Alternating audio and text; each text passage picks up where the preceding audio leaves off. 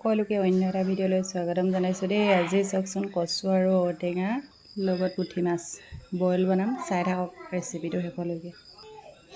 প্ৰথমে কচুটো কাটি লওঁ। এইফালে কচু আৰু ঔটেঙাখিনি কাটি ল'লোঁ। এবাৰ গৰম পানীত উতলাই থৈছোঁ, তাতে দি দিওঁ।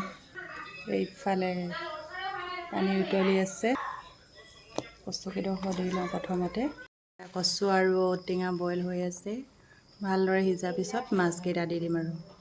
এইফালে আকৌ মাছকেইজনীমান ফ্ৰাই কৰি ল'লোঁ দেই। এইফালে আকৌ বুঢ়া মাছকেইটাও হৈ গ'ল, যিহেতু জুই নাই ন, এনেদৰে গেছতে পুৰি লৈছোঁ। গোল নেমু আৰু ভোট জলকীয়াৰ লগত পিটিকা বনাম। এইয়া মাছ পিটিকা হৈ গ'ল, কাৰ দেখি খাওঁ খাওঁ লাগিছে বাৰু। মই ইয়াত পিঁয়াজ চিয়াজ একো দিয়া নাই বাৰু, গোল নেমু জলকীয়া আৰু নিমখে দিছোঁ। এইফালে আকৌ ঔটেঙা আৰু কচুখিনিও হ'লগৈ। এয়া কচু সিজি গ'ল ধুনীয়াকৈ।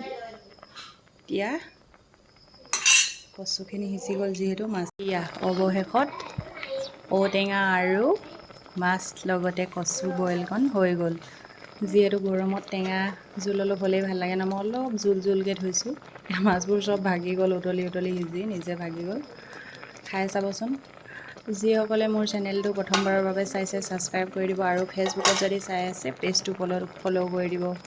Bye bye.